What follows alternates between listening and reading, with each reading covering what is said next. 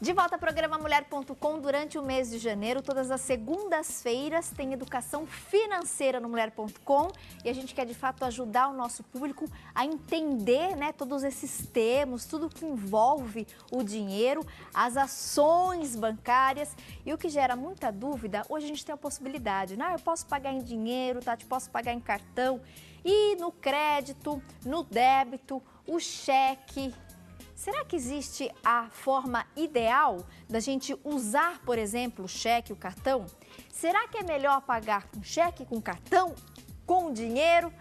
Quem participou hoje conosco, mais uma vez, é o professor Borô. Seja muito bem-vindo, viu? Muito obrigado. Prazer tê-lo aqui conosco. Prazer é meu. Professor, hoje a gente tem uma infinidade de possibilidades, né? Às vezes as pessoas são um pouco resistentes. Ah, Tati, não gosto de usar cartão de crédito, gosto de pagar mesmo em dinheiro.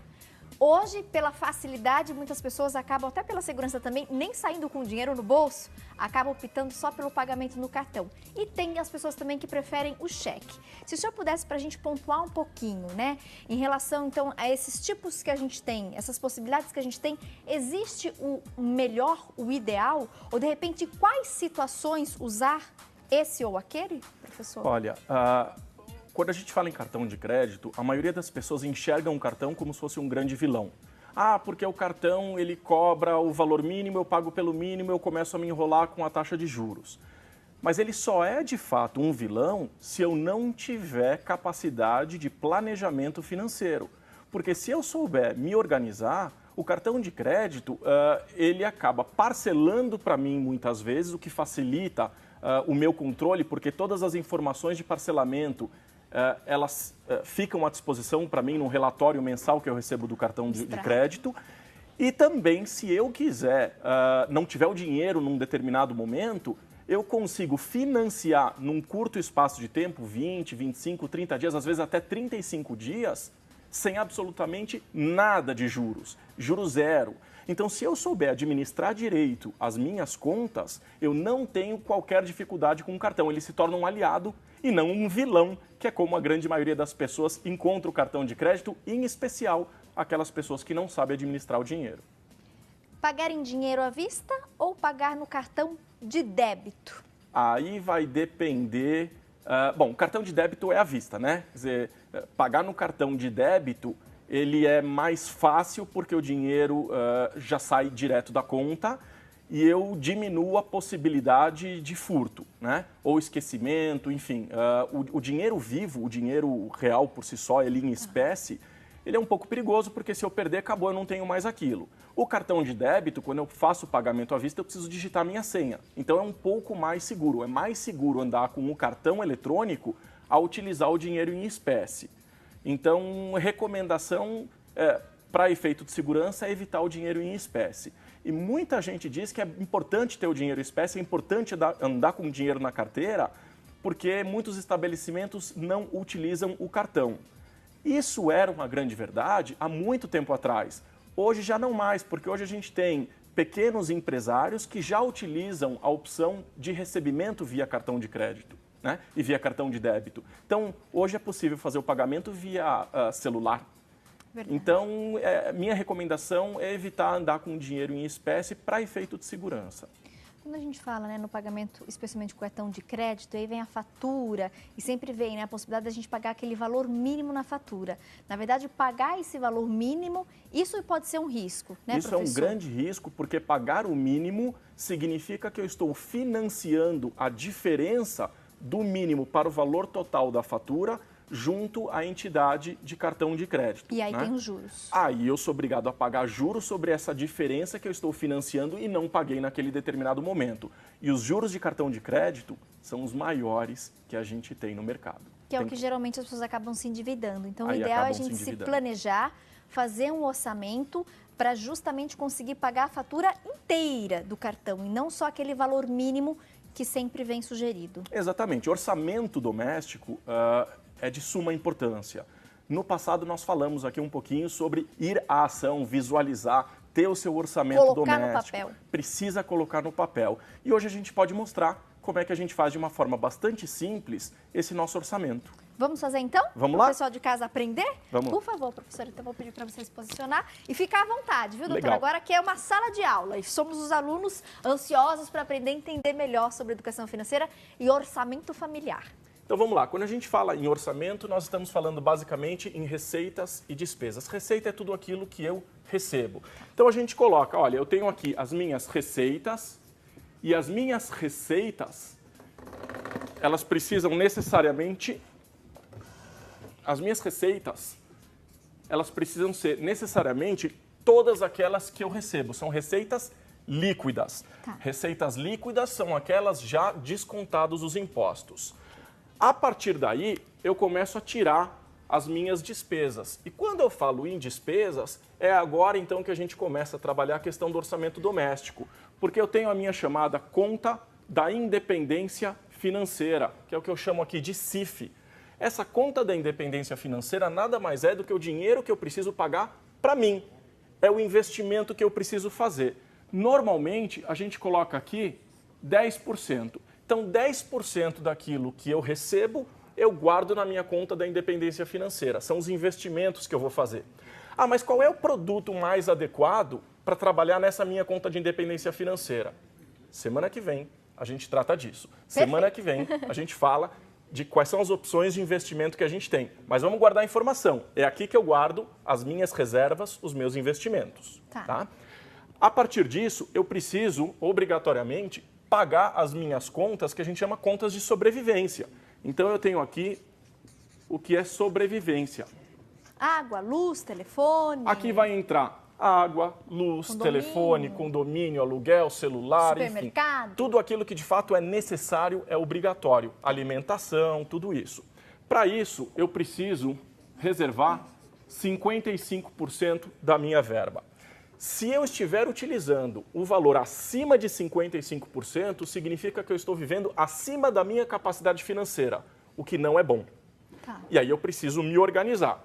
Além da conta de sobrevivência, a gente tem a questão da educação, que é muito importante. Então, eu vou separar uma verba para educação e aqui eu vou trabalhar com uma verba de 10%. Então, para aquelas pessoas que recebem um salário líquido de R$1.000, eu preciso R$100 para educação. E o que entra em educação? Livros, gibis, revistas, periódicos científicos, eventualmente um teatro, cinema, que não seja voltado à diversão. Eu estou me referindo exclusivamente à educação. Porque eu também preciso me divertir. Então, eu tenho aqui, para diversão, também 10%. Tá? Diversão, lazer, entra eventualmente também o cinema, mas não voltado à área educativa, mas como lazer. Entram também os restaurantes. Às vezes eu quero sair com a esposa, quero levar os filhos para passear. Fazer um passeio. Então, fazer um passeio, um lazer, alguma coisa. E eu não vou trabalhar no pote aqui da diversão, nos 10% da diversão, a questão da economia, que são, por exemplo, grandes viagens. Então, eu também tenho aqui, na economia, 10%. Economia é todo o dinheiro que eu vou guardar para que, se eu tiver qualquer problema lá na frente, né, aconteceu algum imprevisto, eu tenho um dinheiro guardado que não é investimento. Ele é para a economia. Ele serve para eu comprar algum bem durável. Ah, eu quero comprar um automóvel, eu quero comprar uma casa, eu quero fazer uma viagem longa. Então, todas essas coisas muito caras, eu vou juntando dinheiro no longo prazo para, em algum momento, quando eu enxergar que eu tenho dinheiro suficiente aqui no meu pote da economia, eu tiro esse dinheiro e utilizo com tranquilidade. Porque eu sei que todo o resto está tranquilo, todo o resto está cabendo dentro do meu orçamento. Então, nós temos aqui 55%, 65%, 75%, 85%, 95%. Os outros 5% que estão faltando aqui, a gente faz doação. Doação é presentinho para amigo, doação é para ajudar as pessoas, ajudar a sociedade. Então, se a gente conseguir se organizar dentro disso aqui, tranquilamente eu tenho meu orçamento feito. Então, agora a gente parte para uma segunda etapa. Uma vez entendido como é que eu faço a separação, né, dos meus percentuais, eu começo então a identificar em cada uma dessas contas o que vai. Então, Supondo que eu tenha aqui, então, no meu pote CIF, que é a conta de investimento, a conta da independência financeira. Nós falamos, então, que é 10%. Então, se a minha receita ela é de R$1.000, por exemplo, eu sei que eu tenho para investir o valor de R$100. Então, a minha conta de independência financeira, R$100, eu vou trabalhar com investimento. Okay. Aí vai me dizer, olha, mas eu não tenho hoje condições de encontrar um bom produto financeiro com R$100. O que a gente está mostrando aqui é como fazer um orçamento mensal. Então, eu vou reservar esses R$100, eu posso colocar esses R$100 na poupança. No dia que eu tiver 1.000, no dia que eu tiver R$2.000, eu parto para outros investimentos. Que nós vamos falar semana que vem. Que a gente fala semana que vem, que tragam uma rentabilidade maior para o meu dinheiro. Então, quando a gente está mostrando aqui esses R$100, não é que eu devo investir R$100 nos produtos disponíveis. Eu devo armazenar esses R$100 na minha conta poupança, eu devo poupar R$100 para, em algum momento, partir, então, para alguns investimentos. Perfeito. Quando a gente entra aqui na conta da educação, e a gente falou aqui também em 10%, a cada R$1.000, R$100 por mês eu guardo para me dedicar à parte da educação. Então, tem gente hoje que tem uma receita líquida de 1.000, R$100 é pouco para pagar uma escola particular. Então, essas pessoas não têm condições hoje de pagar uma escola particular. E aí, o que essas pessoas fazem? Mandam para a escola pública e acabam pensando que é o que tem e é isso que eu vou oferecer para os meus filhos. Agora, é muito importante que essas pessoas entendam que ela pode participar da escola. Aliás, é de suma importância que participe das escolas. Hoje, direção de escola faz questão de ter esse triângulo, né, de escola, sociedade, e aí entram os pais, e a criança propriamente dita que recebe a educação. Então, é muito importante que os pais participem da escola. Então, não é porque a escola é pública, que eu não estou pagando a escola, que eu não devo cobrar qualidade de ensino. Então, não é porque eu tenho só R$100 para gastar com uniforme, que eu tenho para gastar com a educação, que eu tenho para gastar com livros, que eu não vou cobrar da escola aquilo que de fato é de direito. Então, para quem tem uma receita muito baixa, dá para ter uma educação de qualidade, se exigir, dá. E a gente tem visto aqui nos noticiários que quando existe essa participação efetiva da família na escola, os resultados são positivos. Mas eu preciso fazer alguma reserva financeira para poder melhorar a educação. Certo. Além disso, a gente falou de diversão, porque nós somos, né, seres humanos e a gente precisa se divertir, então a gente precisa limitar essa diversão. Quando eu falo em limitar a diversão, não significa que eu não devo tomar cervejinha de final de semana, não significa que eu não possa propiciar um passeio com os meus filhos, mas eu tenho um limite de verba para gastar. E eu preciso ter isso de uma forma consciente. Então, eu vou procurar passeios que sejam também culturais, mas gratuitos. E está cheio por aí. A gente tem muita opção de diversão que não custa dinheiro. Então, esse dinheiro aqui ele é suficiente? Talvez eu não consiga me divertir com muito dinheiro todos os meses. Mas eu posso procurar alternativas ao longo dos meses, juntar o meu dinheirinho do que eu chamo aqui o pote da diversão, junto esse dinheirinho, quando eu tiver já um valor razoável, aí sim eu gasto com a minha família. Eu não preciso gastar todos os meses com isso. Então é importante a gente aprender a viver dentro das nossas condições. No pote da economia, e esse pote para mim ele é muito importante, porque as pessoas elas confundem muito esse pote da economia com os demais potes, em especial com o pote da minha conta da independência financeira. O pote da economia é o pote onde eu guardo o dinheiro para as grandes coisas. E aí, em especial, os pequenos empresários confundem a conta de pessoa física com a conta de pessoa jurídica. E isso acontece, inclusive, com muitas artesãs que nos assistem, que têm ali seu espacinho, montam seu ateliê e às vezes têm dificuldade de separar as contas. Aí vai uma dica super importante. Quando a gente fala separar, o ateliê como uma empresa precisa gerar lucro. E o lucro ele não deve fazer parte do salário da artesã. Então, o ateliê como empresa deve pagar um salário para a artesã e o resultado apurado de lucro ela pode receber em forma de distribuição de lucros e não como salário.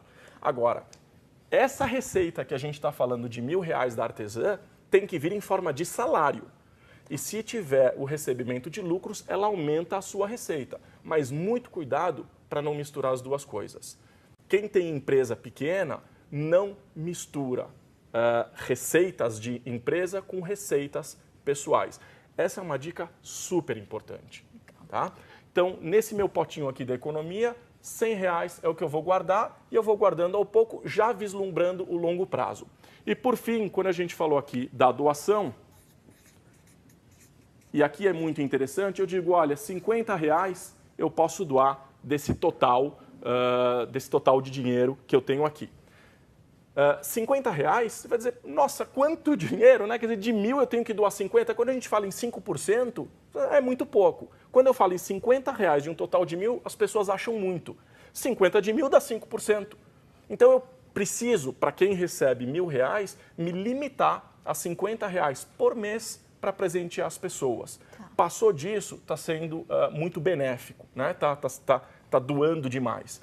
Agora, esses valores aqui é porque eu preciso entender que 550 é o total que eu preciso para viver. Se eu não viver com R$550, eu estou estragando o meu planejamento financeiro para a minha vida toda. Lembrando, esses R$550 a gente iria utilizar para pagar aquelas contas fixas que todos nós temos, né, professor? São as contas fixas que, inclusive, estão aumentando agora em janeiro. Nós estamos tendo aumento de água, aumento de luz, a gente está tendo aumento de aluguel, porque a gente tem um aumento inflacionário. Então, o que acontece? Se a nossa receita não aumenta na proporção, eu vou precisar mexer um pouquinho nos meus valores. Eu preciso ou rever todo o meu orçamento e me adequar ao que está acontecendo, ou eu preciso começar a tirar do pote da economia, que é o que eu preciso utilizar de fato de dinheiro para poder suprir a minha necessidade básica, e rever o orçamento. Então, o orçamento não é uma coisa fixa, que eu não devo mexer. Muito pelo contrário. O orçamento ele deve ser mexido todos os meses. E uma dica importantíssima para quem fala de orçamento doméstico. Os filhos devem participar, porque os filhos sabem como os pais gastam o dinheiro, mas não sabem como os pais ganham dinheiro. Se perguntar hoje, na grande maioria das famílias, para as crianças, quanto é que o pai ganha, ninguém sabe, eles não fazem a menor ideia.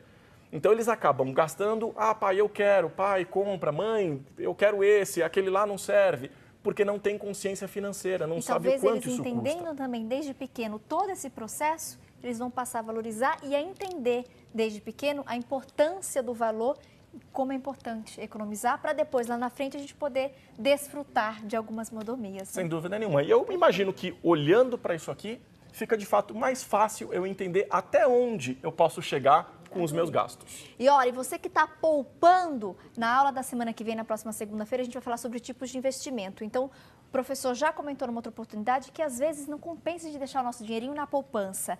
Vale a pena você investir para lá na frente o seu dinheiro render. E a gente vai dar todas as orientações na próxima segunda-feira, como fazer o seu dinheirinho render através de bons investimentos. Adorei a aula de hoje, doutor, professor, e até a próxima segunda. Até segunda-feira. Obrigado. Um abraço e boa semana, viu?